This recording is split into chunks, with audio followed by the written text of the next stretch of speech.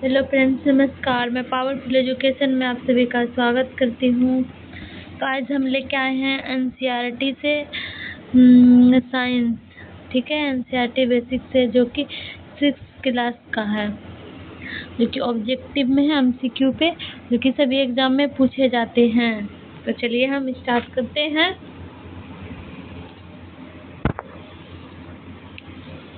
आज का हमारा पहला क्वेश्चन है,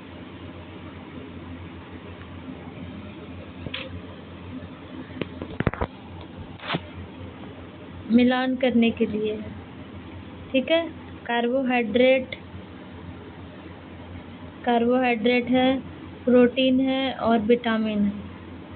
ठीक है, कार्बोहाइड्रेट, प्रोटीन और विटामिन, इसमें मिलान करना है। तो कार्बोहाइड्रेट है, दरअसल शरीर वर्धक भोजन है, ऊर्जा प्रदान करने वाला भोजन है, रोगों से रक्षा करने वाला। तो प्रोटीन क्या करता है, कार्बोहाइड्रेट क्या करता है और विटामिन क्या करता है। तो इसमें से हम देख सकते हैं, जैसे कार्बोहाइड्रेट है, ऊर्जा प्रदान करने वाला भोजन है, ये ऊर्जा प्रदान करने वाला भोजन है। प्रोटीन शरीर में वर्धक भोजन है, और विटामिन रोगों से रक्षा करता है। ठीक है, तीसरा देखते हैं, दूसरा नंबर क्वेश्चन देखते हैं। वृक्षांश शरीर को कोई पोषक तत्व प्रदान नहीं करते हैं। वृक्षांश की पूर्ति मुख्यतः पादप उत्पादों से होती है। यह हमारे भोजन का आवश्यक अवयव नहीं है। इसमें से क्या पूछ रहा है, सत्य कथन इसमें से कौन सा है। तो इसमें हमारा सत्य कथन है 1 और 2 है। ठीक है, ये गलत है। ये जो है हमारे भोजन का आवश्यक अवयव नहीं है, मतलब ये गलत है, ये अवयव है। वृक्षांश शरीर को कोई भी पोषक तत्व प्रदान नहीं करता है, ये सही है। तीसरा देखते हैं,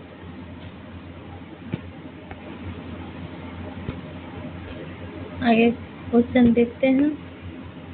ठीक है, अगला क्वेश्चन, वृक्षांश निम्न में से किसमें सहायता करता है। वृक्षांश हमारे शरीर में क्या चीज में के लिए सहायता करता है।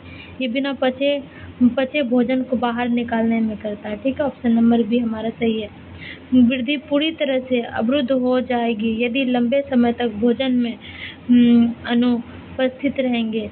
वृद्धि पूरी तरह से क्या हो जाएगी, अवरुद्ध मतलब रुक जाएगी। क्या लंबे समय तक भोजन में अगर अनुपस्थित रहेगा तो इसमें क्या हो जाएगा, हमारा प्रोटीन हो जाएगा और कार्बोहाइड्रेट होगा। अगर ये दोनों रुक जाता है तो ये वृद्धि हमारे अवरुद्ध मतलब रुक जाएगी। ठीक है, इसमें से हमारा ऑप्शन नंबर क्या हो जाएगा, ए। ठीक है, 1 और 2 हो जाएगा। ठीक है, अगला देखते हैं। मंड की उपस्थिति का परीक्षण करने के लिए खाद्य पदार्थ पर किस रसायन की कुछ बूंदें डाली जाती है। ठीक है, जो है मंड का, तो किस रासायनिक का खाद्य पदार्थ का इसमें डाला जाता है, जैसे कि अगर इसमें देखा जाए तो इसमें किसका डाला जाता है, 1 नंबर, 5 नंबर है ना, 5 नंबर,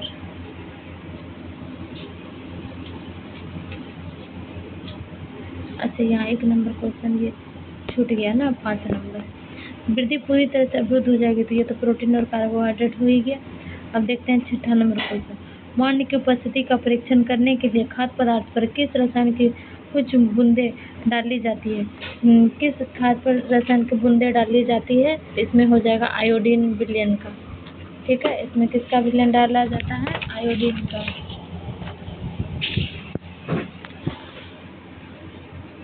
आयोडीन विलयन का डाला जाता है। चलिए अगला क्वेश्चन देखते हैं। कथन, कांच, जल, वायु तथा सभी प्लास्टिक पारदर्शी पदार्थ के उदाहरण हैं। ठीक है, ऐसे पदार्थ जिनसे आर पार वस्तुओं को देखा जा सकता है उन्हें पारदर्शी कहते हैं। जिसमें कि आर पार जो देखा जा सकता है उसे पारदर्शी कहते हैं। कथन सही है। कांच, जल, वायु तथा सभी प्लास्टिक पारदर्शी पदार्थ के उदाहरण है। इसमें गलत है, कांच है, जल, वायु या प्लास्टिक नहीं है। ठीक है, तो इसमें से हमारा क्या हो जाएगा, सिर्फ कथन असत्य परंतु कारण सत्य है। ठीक है, कथन असत्य है, कारण सत्य है, सी नंबर हो जाएगा। और इसमें देखते हैं क्या है, सभी धातुएं चमकदार होती है। तो सभी धातुएं चमकदार होती, वायु से क्रिया कर कुछ धातुएं अपनी चमक खो देती है। इसमें से हमारा क्या हो जाएगा, दोनों सही हो जाएगा। ठीक है, पदार्थ के समूहीकरण के बारे में निम्नलिखित कथनों पर विचार करें। पदार्थ के समूहीकरण के बारे में, ठीक है, इसमें क्या हो जाएगा, पदार्थों को उनके गुणों में समानता और अंतर के आधार पर समूहित किया जाता है। ये बिल्कुल सही है। लोहे की कीलें पानी में डूब जाती है जबकि लकड़ी का गुटका तैरता है। ये भी सही है। सभी ठोस पदार्थ पानी में डूब जाते हैं, ये गलत है। सभी ठोस पदार्थ पानी में नहीं डूबते हैं। तो इसमें हमारा ऑप्शन नंबर क्या हो जाएगा, 1 हो जाएगा। ठीक है, 1 और 2 सही है। अगला देखते हैं, विधि और पदार्थों का पृथक्करण है। ठीक है, कौन सा सही है इसमें, निस्तारण जो है अनाज से भूसा को पृथक करना। निस्तारण से अनाज में भूसा को पृथक मतलब निकाला जाता है। वाष्पन द्रव्य में घुले ठोस को अलग करना, मतलब वाष्पन से द्रव्य में घुले ठोस को हम अलग करते हैं। इसमें से हमारा ये 2 नंबर सही हो जाएगा। ठीक है, ये गलत है, 2 नंबर सही हो जाएगा। निष्पावन रेत एवं जल के मिश्रण को अलग करता है, ये भी गलत है, 2 नंबर हमारा सही हो जाएगा। के बाद हमारा 2 नंबर होगा। ठीक है, बी नंबर। अगला देखते हैं, पृथक्करण की विधियों के बारे में निम्नलिखित कथनों पर विचार करें। पृथक्करण की विधियों में हाथ से चुनना, अनाज से पत्थर और भूसी जैसी थोड़ी बड़ी औषधियों को अलग करने की एक सुविधाजनक विधि है। और थ्रेसिंग डंठलों के गड्ढों से अनाज के बीजों को अलग करने की प्रक्रिया है। तीसरा है हमारा फटक कर किसी मिश्रण को भारी और हल्के घटकों को हवा या बहती वायु द्वारा अलग करने के लिए उपयोग किया जाता है। छानना उन द्रवों के मिश्रण को अलग करने के लिए उपयोग किया जा सकता है जो आपस में नहीं मिलते हैं। तो इसमें हमारा क्या हो जाएगा, तीनों सही हो जाएगा, ये गलत हो जाएगा हमारा। ठीक है, 1 2 3 बी नंबर हमारा सही हो जाएगा। और इसमें देखते हैं 12 नंबर, निम्नलिखित में से कौन सा तने का कार्य नहीं है। तने का कार्य नहीं है, इसमें से कौन सा तने का कार्य नहीं है। तना जल एवं भोजन लवणों को पत्तियों तक ले जाती है, ये गलत है। भोजन तने से होकर पौधों के अन्य भागों में संग्रहित करता है, ये भी गलत। तने 2 तरफा मार्ग की तरह कार्य करते हैं, ये भी गलत है। इनमें से उपयुक्त में से कोई नहीं। ठीक है, इनमें से कौन सा कार्य नहीं है, कोई नहीं है, कोई नहीं है। अगला देखते हैं, निम्नलिखित पत्ती का वह भाग जिसके द्वारा वह तने से जुड़ती है सिरा कहलाती है। तने से जुड़ती है वो सिरा कहलाती है, बिल्कुल ये गलत है। ठीक है, पौधों में बाष्पोत्सर्जन की क्रिया पत्तियों द्वारा संपन्न होती है, ये सही है। ठीक है, तो इसमें से हमारा ऑप्शन नंबर क्या हो जाएगा, असत्य कथन पूछ रहा है तो 1 नंबर हो जाएगा। ठीक है, देखते हैं अगला, पौधों के प्रकारों के बारे में निम्नलिखित कथनों पर विचार करें। पौधों के प्रकार के बारे में, जिन पौधों के तने हरे और कोमल होते हैं उन्हें शाक कहते हैं और वे आमतौर पर छोटे होते हैं। वो आमतौर पर क्या होते हैं, छोटे होते हैं। तो ये क्या है, ये बिल्कुल सही है। झाड़ियों में तने के आधार के पास से शाखाएं निकलती है और इनका तना कठोर होता है लेकिन बहुत मोटा नहीं होता है, ये भी सही है। वृक्ष बहुत ऊंचे पौधे होते हैं जिनके तने कठोर और मोटे होते हैं। इनकी शाखाएं ऊपरी भाग में निकलते हैं, ये भी सही है। रेंगने वाले पौधे और आरोही पौधे झाड़ियों जैसे ही होते हैं क्योंकि वे भी जमीन के करीब ही उगते हैं, ये गलत है। ठीक है, इसमें हमारा क्या हो जाएगा, ऑप्शन नंबर बी 1 2 3 हो जाएगा। ठीक है, अब देखते हैं अगला क्वेश्चन, पौधों के विभिन्न भागों के कार्यों के बारे में निम्नलिखित कथनों पर विचार करें। पत्तियां प्रकाश संश्लेषण नामक प्रक्रिया द्वारा पौधों के लिए भोजन बनाती है। प्रकाश संश्लेषण की प्रक्रिया के दौरान पत्ती से ऑक्सीजन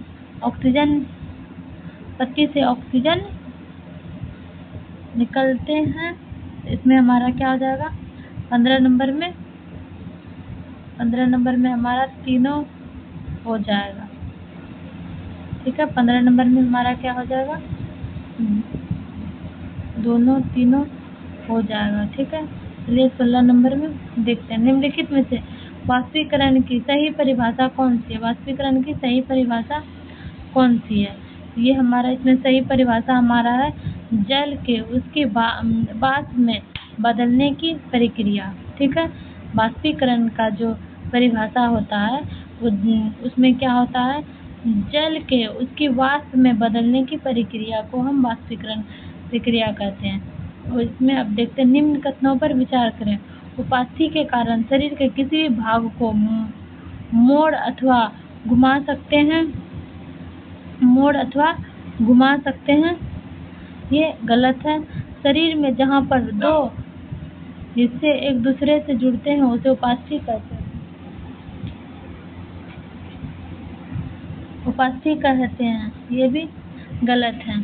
ठीक है, इसमें हमारा सत्य कथन कौन सा हो जाएगा? ना तो 1 ना तो 2।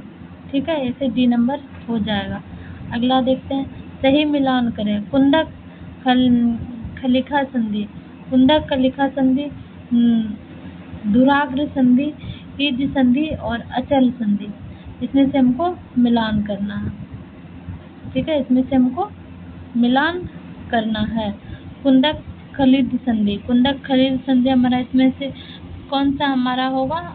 मिलान करते हैं इससे एक का कुंदक खलिका संधि ऊपरी जबड़ा एवं कपाल के मध्य संधि है, ये हमारा 2 नंबर, इसका ये क्या बोलते हैं, इसका ये 3 नंबर हो जाएगा हमारा। सभी दिशाओं में गति करती है। ठीक है, कुंदक खलिका संधि सभी दिशाओं में गति करती है। धुराग्र संधि आगे पीछे दाएं बाएं गति करती है। ठीक है, हीज संधि, हीज संधि हमारा ये एक दिशा में गति करती है। अचल संधि ये सभी दिशाओं में गति करती है। अचल संधि सभी दिशाओं में गति करती है। ऑप्शन नंबर हमारा बी हो जाएगा। निम्न कथनों पर विचार करें। पसलियां मेरुदंड से जुड़ी होती है, पसलियां मेरुदंड से जुड़ी होती है, ये हमारा सही है। वृक्ष के दोनों तरफ 12 जोड़ी पसलियां होती, वृक्ष के दोनों तरफ 12 जोड़ी पसलियां होती है, ये गलत है। शरीर के सभी अंग पसली पिंजर में सुरक्षित रहते हैं, ये भी गलत है। ऑप्शन नंबर हमारा बी हो जाएगा, केवल 1 नंबर सही है। केचुआ के बारे में असत्य कथन चुनना है। असत्य कथन, अब केचुआ यह अपने रास्ते में आने वाली मिट्टी खाती है, बिल्कुल सही है। इनमें अस्थियां पाई जाती है, यही गलत है। ठीक है, तो ऑप्शन नंबर हमारा बी हो जाएगा। ठीक है, ये गलत है। घोंघा के बाह्य कंकाल का विचार करें। घोंघा का बाह्य कंकाल में क्या था? ये कवच होते हैं, इसमें सत्य कथन ढूंढना है हमको। ये कवच कहते हैं, इसमें कवच कहते हैं, ये सही है। इसका पहाड़ का पेज शायद पता नहीं कैसे नहीं आया, खत्म हो गया है शायद। देखते हैं अगला क्वेश्चन। मछली के संबंध में निम्न कथनों पर विचार करें। मछली के संबंध में, मछली के संबंध में निम्न कथन पर विचार करें। इसमें हो जाएगा हमारा, इसका कंकाल अस्थियों से ढका हुआ होता है। पंख तैरते समय संतुलन बनाए रखते हैं। मछली के पंख दिशा निर्धारण में भी सहायता करते हैं। हमारा 2 और 3 हो जाएगा बी नंबर। ठीक है, 2 और 3 हो जाएगा हमारा बी नंबर। हमारे शरीर के कौन सा अंग मिलकर किसी भी हड्डी को हिलाते हैं? कौन सा अंग मिलकर हमारे किसी भी हड्डी को मिलाते हैं? मांसपेशियां और हड्डियां। ठीक है, मांसपेशियां और हड्डियां मिलकर हमारे हड्डी को हिलाते हैं। मांसपेशियां और हड्डियां मिलकर हमारे हड्डियों को हिलाते हैं। तिलचट्टे को उड़ने में सहायता करती है। तिलचट्टे को उड़ने में सहायता करती है। कौन सहायता करती है तिलचट्टे को उड़ने में? तो ये वक्ष की पेशियां, वक्ष की पेशियां तिलचट्टे को उड़ने में सहायता करती है। ठीक है, और हमारी कलाई अत्यधिक लचीली होती है और कई दिशाओं में मुड़ सकती है। यह कलाई किन छोटी छोटी अस्थियों में मिलकर बनी है? कौन सा छोटी छोटी अस्थियों में मिलकर हमारी कलाई मिलकर बनी है? इसमें हमारा क्या हो जाएगा? कार्पेल हो जाएगा। ठीक है, कार्पेल से मिलकर हमारी छोटी छोटी अस्थियां मिलकर बनी है, कार्पेल से। हमारे शरीर का वह हिस्सा जिसके सहारे हम बैठते हैं और जो हमारे पेट के निचले अंगों की रक्षा करते हैं? किस अस्थि संरचना से बना होता है? किन अस्थि संरचना से बना होता है? तो ये हमारा होता है श्रोणीय अस्थियां से बना होता है, ठीक है, जो कि पेट के निचले अंग की रक्षा करता है। जो किस अस्थि से बना होता है? पेट के निचले अंग, ये हमारा श्रोणीय अस्थियां से बनी होती है, ठीक है। देखते हैं अगला, ऊँट के विषय में निम्न कथनों पर विचार करें। ऊँट के विषय में निम्न कथनों पर असत्य कथन इसमें पूछ रहा है। लंबे पैर इन्हें रेत की गर्मी से दूर रखते हैं, ये सही है। मूत्रोत्सर्जन की मात्रा बहुत कम होती है, ये भी सही है। इन्हें पसीना भी नहीं आता, ये भी सही है। इसमें हमारा गलत कथन पूछ रहा है, इनमें उपयुक्त में से कोई नहीं, इसमें हमारा सारा का सारा सही है, ठीक है। अगला देखते हैं, निम्न कथनों पर विचार करें। निम्न कथनों पर विचार करें। स्क्विड एवं ऑक्टोपस छिछले पानी वाले जीव हैं, ये हमारा गलत है। डॉल्फिन एवं वे लंबे समय तक बिना सांस के रह सकती है, ये हमारा सही है। लंबे समय तक बिना सांस के रह सकते हैं, ये सही है। बी नंबर हमारा ऑप्शन नंबर हो जाएगा, ठीक है। चलिए अगला देखते हैं। अगला, जीव एवं श्वसन। मछली जो सांस लेती है, क्या चीज से सांस लेती है? मछली जो सांस लेती है, क्या चीज से सांस लेती है? 30 नंबर क्वेश्चन।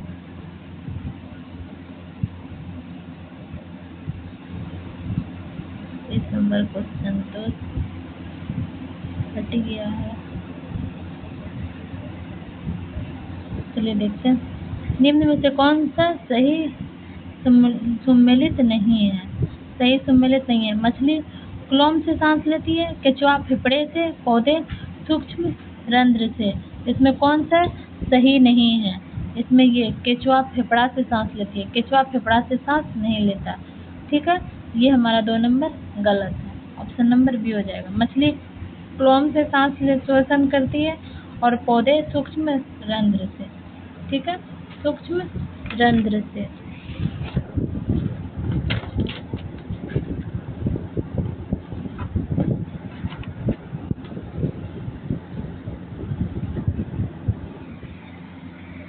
अगला देखते हैं, मरुस्थल पौधों के संबंध में कौन सा असत्य है? मरुस्थल पौधों में कौन सा असत्य है? इसमें असत्य कथन कौन सा है? सभी पादपों में पत्तियां कांटे का रूप ले लेती है, सभी पत्तियां कांटे का रूप ले लेती है, असत्य कथन पूछ रहा है।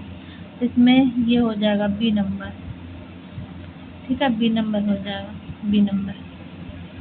निम्न में से किसमें गिल क्लोम नहीं पाए जाते हैं?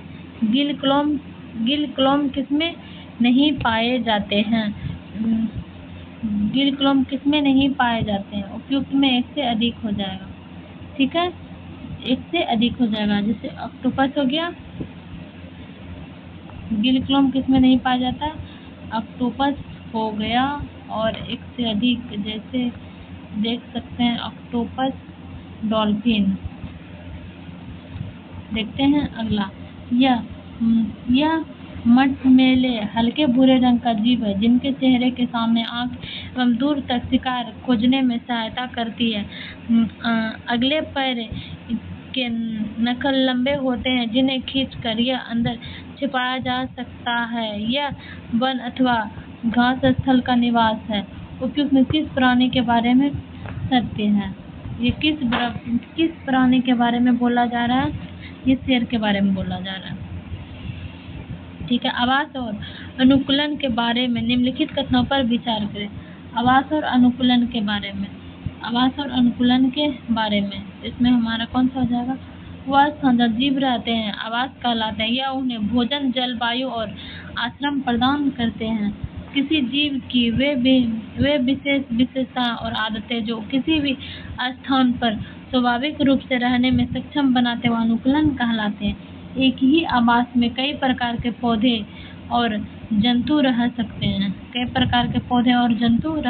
हैं, इसमें हमारा तीनों सही है, ठीक है। सजीवों के विशेषताएं के बारे में निम्नलिखित कथनों पर विचार करें।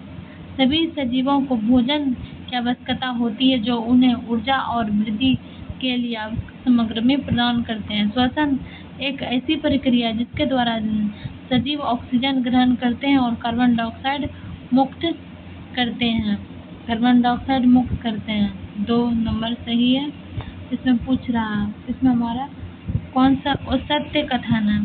असत्य कथन 1, 2 और 4। इसमें से हमारा ऑप्शन नंबर तो इसमें दिख नहीं रहा है, शायद कट गया है। चलिए अगला देखते हैं। सिलाई मशीन की सुई की आवृत्ति होती है, गति करती है आवृत्ति गति पर, ठीक है, आवृत्ति गति पर करती है। फर्श पर लुढ़कती हुई गेंद की गति होती है, आवृत्ति नहीं होती है। ये सरल रेखा में गति करती है और घूर्णन में करती है। 1 और 3 होगा, 1 और 3। लंबाई को मापने के बारे में निम्नलिखित कथनों पर विचार करें। लंबाई को मापने के लिए अस्थायी मात्रक मीटर होता है। प्रत्येक मीटर को 100 बराबर भागों में विभाजित कर सकते हैं। प्रत्येक सेंटीमीटर में 10 बराबर भागों में, जिन्हें मीटर कहते हैं। शरीर के अंगों का उपयोग मापने की इकाइयों के रूप में किया जाता है। ये गलत है। 1, 2, 3 सही है। 1, 2, 3 सही है। गति के प्रकार के बारे में निम्नलिखित कथनों पर विचार करें। सीधे रेखा में होने वाली गति को ऋजु रेखीय गति कहते हैं। ये सही है। सूर्य के चारों ओर पृथ्वी की गति ऋजु रेखीय गति का एक उदाहरण है। ये गलत है। पृथ्वी वृत्ताकार पथ पे घूमती है। झूले पर झूलते बच्चों की गति आवृत्ति गति का उदाहरण है। ये सही है। वृत्ताकार गति और आवृत्ति गति हमेशा एक ही चीज पर होती है। वृत्ताकार और एक ही चीज पर होती है। तो 1 और 3 सही है। 2 और 4 गलत है। 1 और 3 सही है। ठीक है। किसी वस्तु की छाया देखने के लिए संदर्भ में विचार करें। एक प्रकाश स्रोत आवश्यक है। किसी देखने के लिए एक प्रकाश स्रोत आवश्यक है। ये गलत है। प्रकाश के पथ में कोई भी ये सत्य है। प्रकाश के पथ में कोई भी पारदर्शी वस्तुएं चाहिए, पारदर्शी चाहिए। ये 42 नंबर ये गलत है। छाया केवल पर्दे पर दिखाई जा सकती है। छाया केवल पर्दे पर दिखाई जा सकती है। वस्तुओं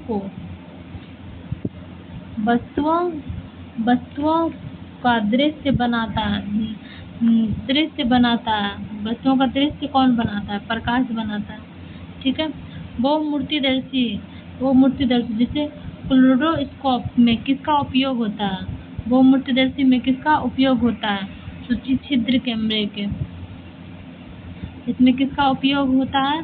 मतलब कि ये बहुमूर्तिदर्शी क्लेस्ट्रोस्कोप में किसका उपयोग किया जाता है? इसमें किसका उपयोग किया जाता है? तो इसमें प्रकाश का परावर्तन का उपयोग किया जाता है। सूर्य ग्रहण के समय सूर्य की सीधे नग्न आंखों से देखना अत्यधिक हानिकारक और असुरक्षित माना जाता है। सूर्य ग्रहण को सुरक्षित रूप से देखने के लिए हम किस सरल यंत्र का उपयोग कर सकते हैं? इसमें सूची छिद्र कैमरे की हम उपयोग कर सकते हैं। निम्नलिखित में से कौन सी एक वस्तु दीप्त पिंड नहीं है, बल्कि वह किसी भी अन्य प्रकाश स्रोत के प्रकाश के कारण चमकती हुई दिखाई देती है? वो चंद्रमा है। ठीक है, वो है चंद्रमा। किसी विद्युत परिपथ में धारा की दिशा होती है।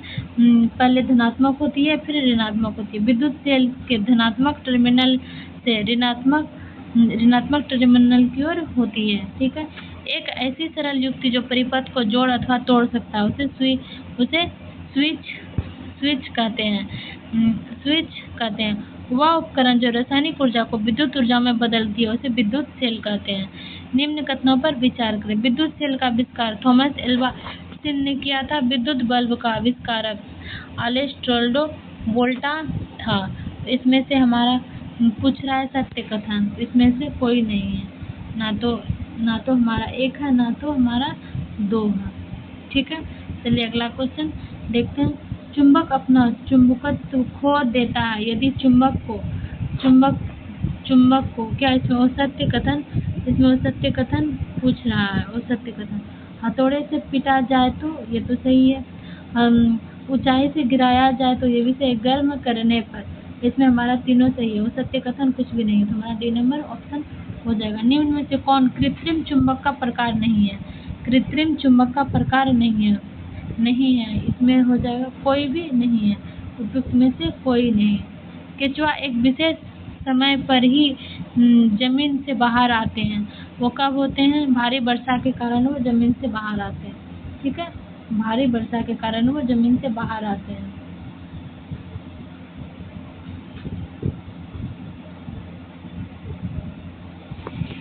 चलिए ठीक है, आज का हमारा क्वेश्चन पूरा हुआ।